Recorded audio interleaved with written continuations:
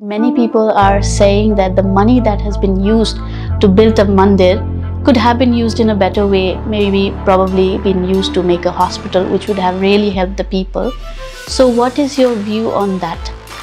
There has been debate going around the timing or the Muhurth of Ram Mandir Pran-Prathistha.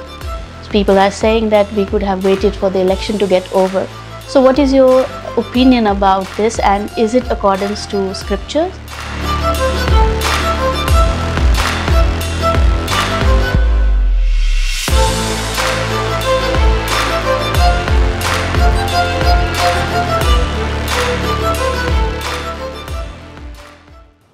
Namaste, Swamiji. Namaste. So nice talking to you, Swamiji. So there has been debate going around the timing or the Muhurth of Ram Mandir Pran-Prathistha. So people are saying that we could have waited for the election to get over. So what is your opinion about this, and is it accordance to scriptures? The Muhurth is one of the 6 upkarans of any karma dharma. Deshe kale upayena dravyam shraddha samanvitam patre pradiyate yattat sakalam dharma lakshanam. So when we talk about karma dharma, the kal or the muhurt is an important upkaran. But beyond that is the intention or the bhav. And when the intention is bhakti for pleasing the Supreme Lord, that takes precedence. And this is the message we receive from Maharishi Vasishtha, who was the Kul Guru of Raghuvansh. So when Dashrath Maharaj decided he would like to coronate Ram as king, he went for concurrence to Vasishtha and said, Gurudev, is my thinking correct? Vasishtha said, Dashrath, you have got a perfect idea. Dashrath Maharaj said, in that case, Gurudev, please suggest the correct Muhurt for Ram's Raj Tilak. Vasishtha answered, what Muhurt are you talking about, Dashrath? The moment Ram sits on the throne, that will be the best Muhurt. And Dashrath understood. He said, in that case, we will then not look at the Muhurt, but we will do it tomorrow. He postponed it by 1 day, and that 1 day plunged all of Ayodhya into darkness. But the message is that when the intention and the bhakti is pure, that takes precedence. And that is why in the Chanakya Sutra, Chanakya Pandit says, Nat Tvaritasya nakshatra pariksha. That is why, again, after 14 years, when Ram returned, now they were wearing the Valkal dress, and all the Avadvasis welcomed them with their hearts full of emotion. And they accompanied Ram, Sita, Lakshman to the Saryu river, where 3 of them bathed. They then adorned the normal dress. And Vasishtha asked the Avadvasis, what do you think? Should we now coronate Ram, or does anybody have any objections? So again, the Raghukul Purohit Vasishtha did not wait for any Muhurt. Now here, after 500 years of waiting, the Indian people, their desire has been aroused to see their Ram Lala again in his temple in Ayodhya.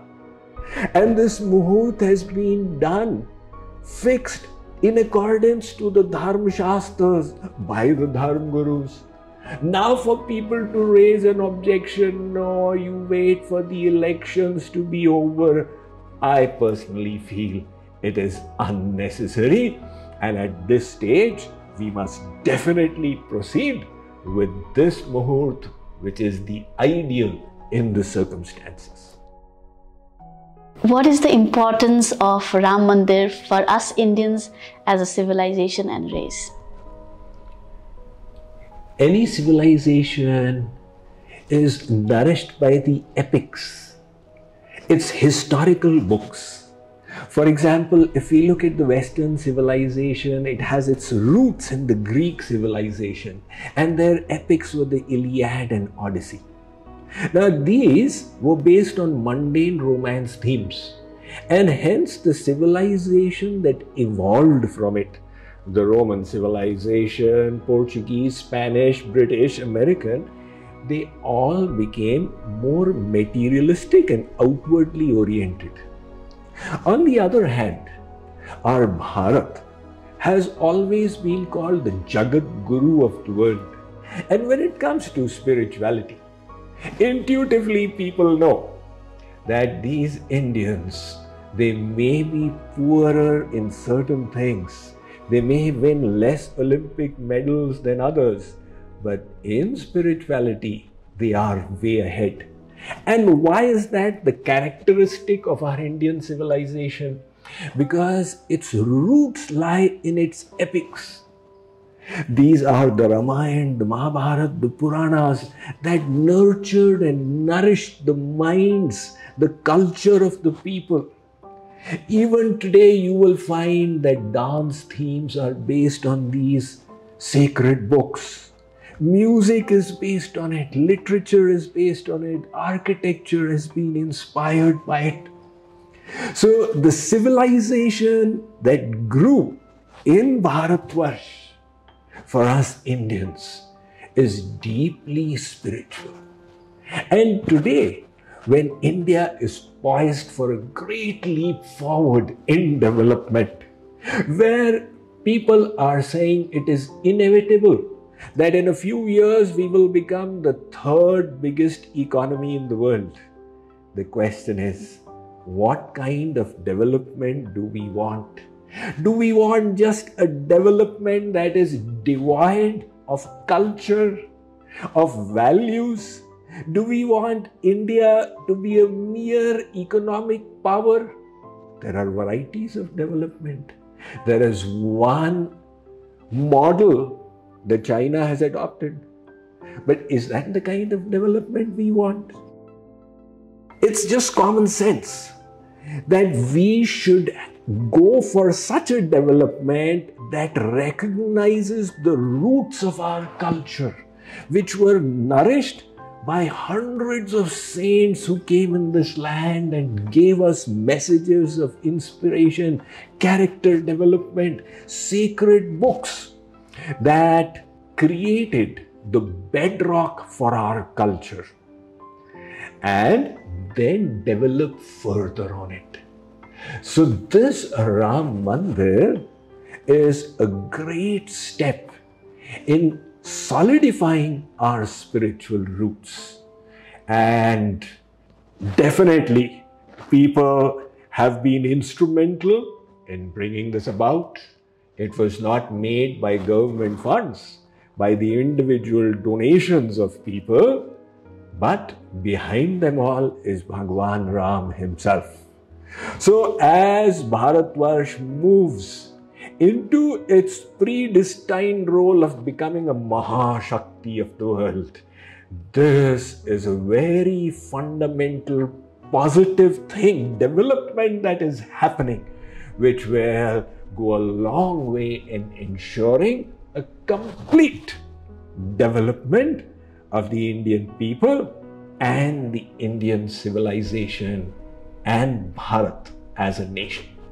Many people are saying that the money that has been used to build a mandir could have been used in a better way, maybe probably been used to make a hospital, which would have really helped the people.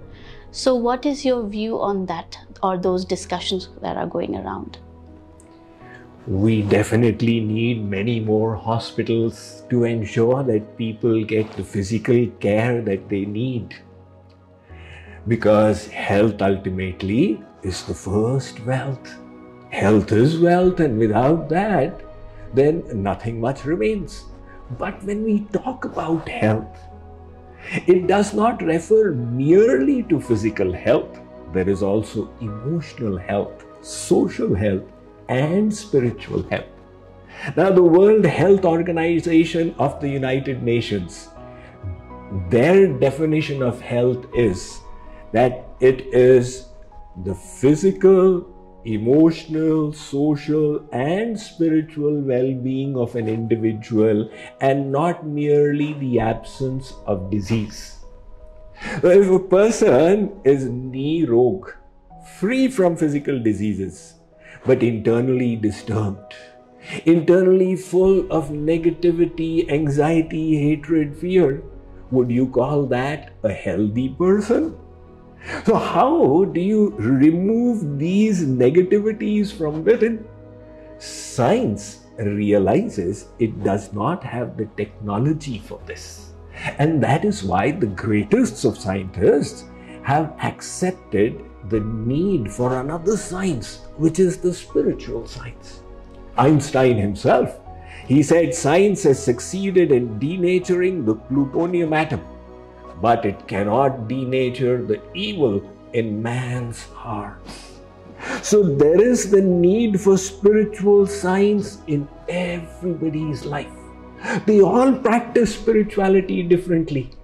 Now, if a majority of Indians choose Bhakti as their means for spirituality, and the temple is nourishing their Bhakti, then definitely it acquires a tremendous importance. And for this reductionist approach to be emphasized, that no, you should have put the money into building hospitals. Well, as the saying goes, man does not live by bread alone. Let us have many more hospitals, but many more houses of worship as well. Thank you so much, Swamiji, for giving such a perspective on the burning questions of the hours. Thank you very much. Thank you. Namaste. Namaste, Swamiji.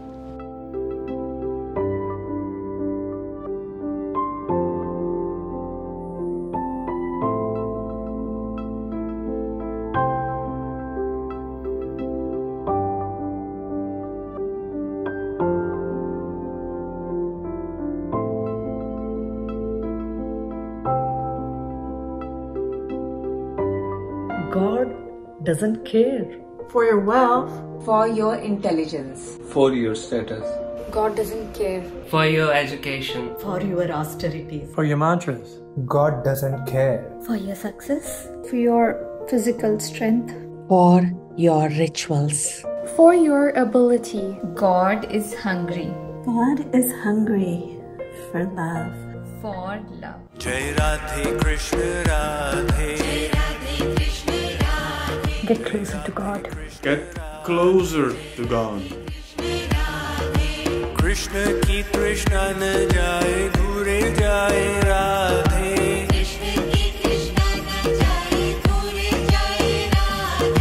Krishna hoye moorchit dekhi chal